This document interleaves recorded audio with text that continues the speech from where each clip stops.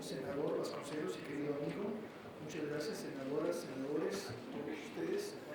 Humildemente me presento a ustedes otra vez, como dice el senador, es mi tercera o cuarta reunión con la directiva, con distintos grupos de senadores esta semana y la 15ª quizás desde que se concluye el tratado. Entonces para mí es casi una segunda casa. Me siento muy a gusto con ustedes, me inspira mucho el trabajo de ustedes, me encanta.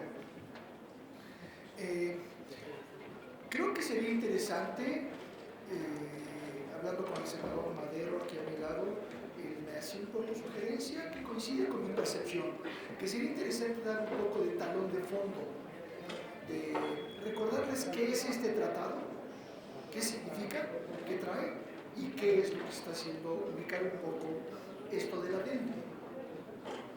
Primero que nada quisiera preguntarme con ustedes, ¿por qué un adendo? ¿Por qué estamos agregándole algo al tratado?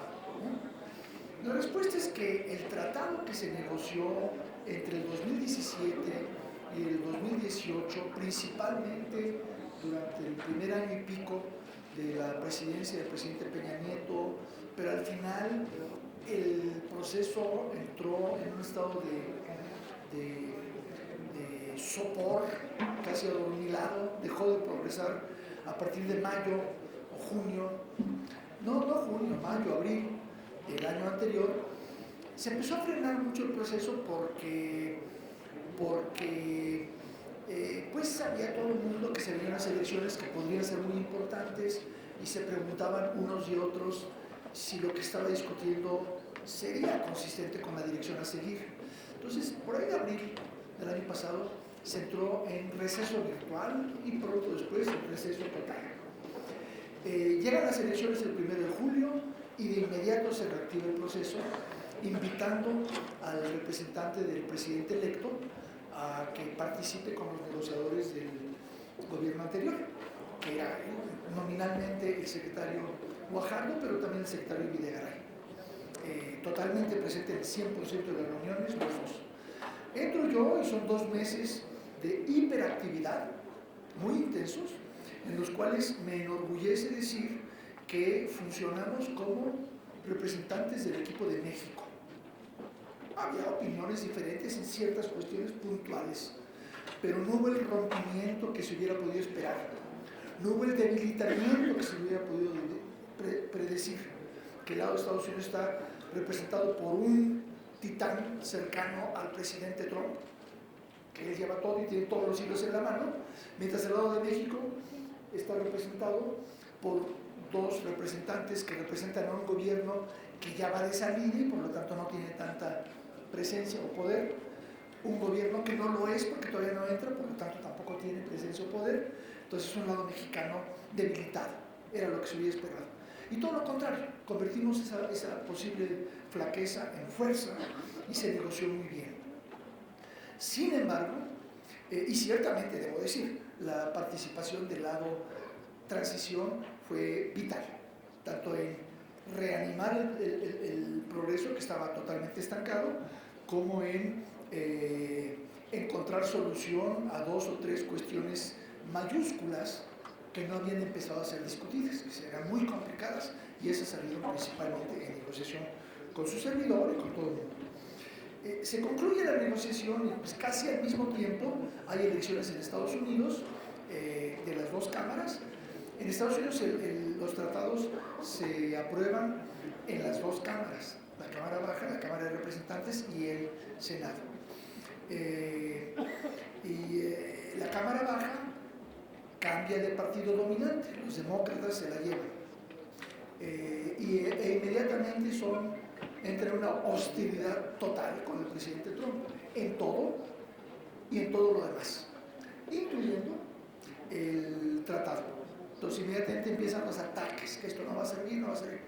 Entonces el presidente López Obrador me dijo, bueno, pues tendrás que seguir atento a esto, ¿no? Esto claramente no ha llegado a su fin. Seguimos viéndolo y era una discusión totalmente amorfa a partir de diciembre, enero, febrero, marzo. Por ahí de abril empieza el diálogo entre los demócratas y el negociador del presidente Trump. el representante comercial, embajador Lighthizer. Empieza el diálogo, empieza a tomar un poco de forma cuáles son los temas que ellos quieren llevar, y en ese momento nos damos cuenta que las amenazas sobre México eran más que gigantescas. Era reabrir el tratado para sacarnos cada muela sin anestesia. O sea, las peticiones, las recomendaciones, las ideas de distintos congresistas eran de todo tipo, muy fuertes. Entonces el presidente López Obrador, y de él vino la iniciativa, hay gente que decía, oye, ¿por qué le recomendaste? A mí me consultó cuando él ya había tomado su decisión de recomendar la ratificación. ¿Y por qué recomendó él la ratificación? Porque tuvo la intuición doble, que ha resultado ser a la larga correctísima, la intuición doble, de que al ratificar, al invitarlos a ustedes a ratificar, decisión de ustedes, pero al ratificar, México estaba por un lado dando una señal poderosa de compromiso, ¿no? Con tantos comentarios que se hacían, que este gobierno de centroizquierda va a ser enemigo de los mercados. Señores, yo soy amigo de la inversión, amigo de los negocios y amigo del comercio abierto. Es lo que dice el presidente todos los días y es lo que quería decir hacia afuera. Entonces dijo, vamos a ratificar para decir eso. Queremos una relación buena con Estados Unidos en materia comercial.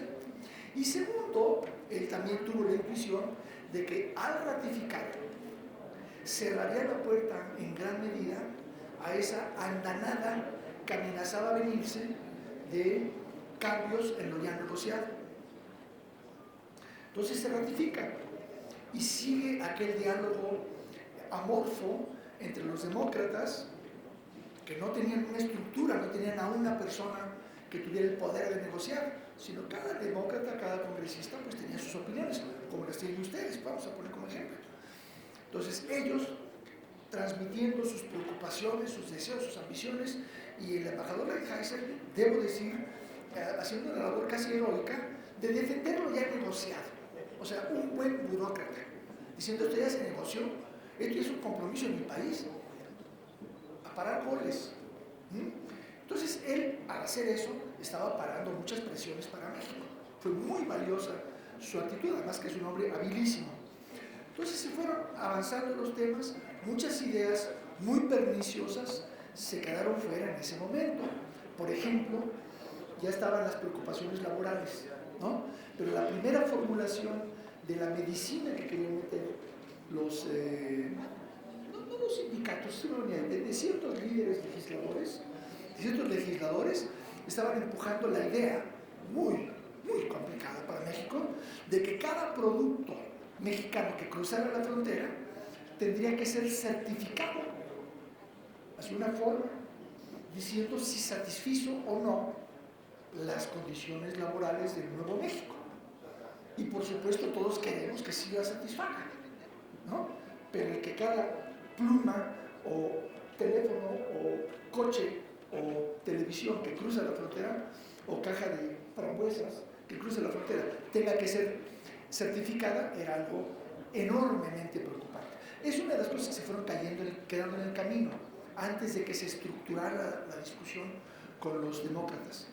Llega, no estoy seguro que mes, hubiera guardado fechas más cuidadosas si hubiera sabido entonces que iba a hablar con ustedes hoy, pero por ahí de que será junio o julio de este año, no antes, junio, que será mayo, la señora Pelosi, presidente de la Cámara de Representantes, organiza un grupo negociador, que es los que tienen el diálogo con el embajador Lighthizer. Ese grupo negociador pues sigue teniendo 8 personas, cada quien puede tener sus ideas, pero ya más o menos se va centrando la discusión. Y ahí empieza a tomar forma, a tomar tamaño gigantesco, como la idea dominante que empujaban ellos, otra idea muy negativa para México, muy en conflicto con la soberanía nacional. Y también en conflicto con la economía nacional, porque iba a crearle incertidumbre a las empresas y hostigamiento al inversionista. Pero más allá que eso era una cuestión de honor. Y era la idea de mandar inspectores. ¿Qué quiere decir eso? Bueno, la idea nunca se articuló en detalle porque no había alguien que la tuviera que articular. Había distintas manifestaciones de esa idea, pero la idea era, vamos a decir, básicamente que estamos ya en el nuevo régimen, la nueva legislación laboral en México ya está en vigor, hay una elección sindical o aprobación de contrato por la mayoría de los trabajadores en X planta en Irapuato, vamos a decir, y se alega que hubo una irregularidad, hubo intimidación de los votantes o alguna cosa. Entonces, esa intimidación o esa irregularidad resulta en una denuncia que de alguna forma llega a Estados Unidos. Alguien, un obrero, llama por teléfono a Estados Unidos y dice, fíjate lo que pasó, está terrible. Entonces, Estados Unidos, probablemente el gobierno, probablemente los sindicatos, nunca quedó muy claro, podía haber distintas versiones de la misma idea, podrían decir, tenemos que mandar a uno o dos inspectores y van para México. En versiones ya más amistosas de estas ideas se planteaba algo un poco diferente. 2 inspectores junto con 2 que provean México, el gobierno de México, Estados Unidos, pero enviados directamente, vamos, inspectores express, a ver qué pasó en esa planta. Y ellos dictaminarían qué pasó y ellos harían una recomendación de cuál sería la falta. Algo que no podíamos aceptar, era algo totalmente irregular, sin estar basado en ningún procedimiento, conceptos, mandato para esos inspectores, quién los escogió, cómo se escogieron, toda una serie de problemas. Entonces seguimos diciéndole que no. Y el embajador Lighthizer, que hablaba con los demócratas, pues también hablaba con México, diario. No para negociar nada concreto, porque no tenía nada concreto, sino ideas. Fueron meses y meses de intercambios de ideas, y de pintar líneas rojas, es decir, eso no, eso jamás, pero ¿por qué no lo hacemos así mejor? Y esto sí. Entonces las cosas fueron evolucionando en una dirección favorable, y ya para no hacer el cuento largo, terminamos teniendo una revisión del tratado que tengo la tranquilidad total en mi conciencia de decirles, no hay un solo punto que yo dijera, esto es contrario a los intereses de México. Ustedes los podrán encontrar y con mucho gusto podremos intercambiar opiniones, y la opinión de ustedes es la que prevalece, ustedes deciden. Pero en mi opinión no hay un solo punto que sea contrario al interés de México. Hay algunos que hay que ajustarse, cosas que son necesidades. ¿Cómo no las va a haber si tenemos un nuevo sistema laboral muy complejo que hemos aceptado hacer parte del tratado, es decir, parte de nuestras obligaciones bilaterales, que no incluye ni una coma que no esté ya contenida en la reforma laboral? O sea, es parte de lo que hay en la reforma laboral, lo que está contenido aquí, pero son compromisos bilaterales. La mayoría de ello, en realidad todo ello, bilateral. Nosotros también vamos a ver qué está pasando en Estados Unidos, cómo tratan a los mexicanos que trabajan allá. Y hemos puesto mucho cuidado en que todos los textos y todos los conceptos sean no solamente aplicables en principio, sino en la práctica, que sean cosas que son operables para la protección de nuestros trabajadores allá. Entonces, hay cosas que habrá que ajustarse. Para irme al final de mi historia, por ejemplo, el acero. Ellos han insistido que el acero que se usa en coches, que en el tratado se dice que el 70% del acero que se usa en coches, en la producción, en la región, el 70% del acero sea de la región. Eso ya está acordado. Pero ahora decían, no acero, para aquellos de ustedes que hayan tenido la mala suerte de estar metidos en cuestiones técnicas comerciales, el acero es un producto, pero un producto muy diferente que no es acero, es el acero bruto. O sea, el producto de la primera fundición es el acero bruto. Normalmente se le llama planchón. Y con eso se refina, se produce, se hacen las aleaciones y se produce el acero que ya va en láminas o en tubos. Ahora están exigiendo que el 70% del acero sea no del acero que va a los coches, sino del acero del planchón, o sea, el acero desde la fundición. Es decir, están exigiendo que no se importe planchón de Brasil para hacer el acero. Se importa mucho planchón de Brasil. Eso es algo que va a exigir que nuestras plantas se pongan las pilas. Va a crecer el mercado del acero en México, va a haber oportunidades de negocios, pero tienen que hacer eso o estarán importando las automotrices o acero de Estados Unidos y de Canadá. O sea, hay oportunidades de inversión sin duda. Y hemos estado hablando con los acereros y con otros para estar seguros de que esto marche en nuestro interés. Pero hay que ajustarse, ¿no? Y así, al igual que eso, hay algunas cosas que son ajustes necesarios. Y fuera de eso, todos los cambios que les vamos a presentar, 30 páginas de cambios, no tantos tampoco, son algunos inocuos, cosas que no me afectan nada, no afecta en mayor medida a México. La mayoría son buenos cambios del interés de los dos lados, una mejor manera de hacer ciertas cosas. Se identificaron oportunidades de mejorar cómo proceder. Y después un buen número de cambios que son clara y totalmente del interés de México, incluyendo dos que son de la más alta importancia para México. O sea, que pasan a mejorar mucho los resultados del Tratado Negociado Nacional. Ese es el panorama general. Entonces, si me permite, embajador, le hago un resumen rápido de los principales resultados, o si quiere lo dejamos. Bueno, entonces les voy a contar los principales resultados.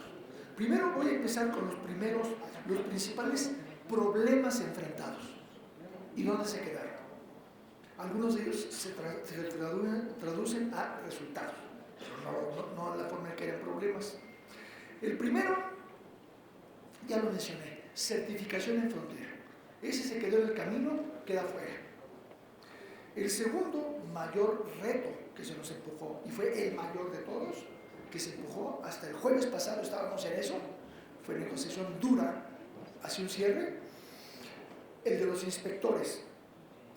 Quedan fuera, no habrá estos inspectores llaneros solitarios, como yo los llamaba, ¿no? No sé si algunos de ustedes se acuerdan de una serie de televisión de, ¿cómo se llama? Bat Masterson. No, pero el que más me gusta es Bat Masterson, porque Bat Masterson tenía una tarjeta, su tarjeta de negocios, su tarjeta esta, decía, tengo pistola, llámeme. Have gone, will travel. Entonces, eran esos inspectores así arbitrarios. Eso queda completamente fuera. En lugar de esos inspectores, lo principal que se hace es recurrir al sistema de toda la vida, creado desde el GATT de 1948, en el medio multilateral, el que tenemos con la Unión Europea, el que tenemos en el NAFTA, en el TELECAN, el que hay en todos los acuerdos de libre comercio, que es los paneles para resolver diferencias. Paneles que son, por diseño, balanceados, son una forma civilizada de compartir la soberanía en ese pequeño terreno. No es pérdida de soberanía. Cedo un poco de mi soberanía al panel, a cambio de que el otro país más grande que yo también, en la ausencia de paneles, es la relación de fuerza. Se va a resolver en el escritorio del ministro, ahí en Washington, y a ver si me dice que sí.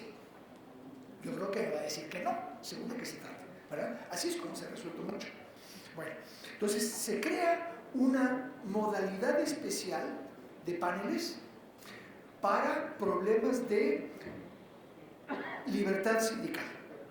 O sea, exclusivamente para problemas de elección del sindicato, elección de la representación, aprobación de contratos nuevos y aprobación de modificaciones de contratos. Son las tres formas de votación, ¿no? De democracia sindical.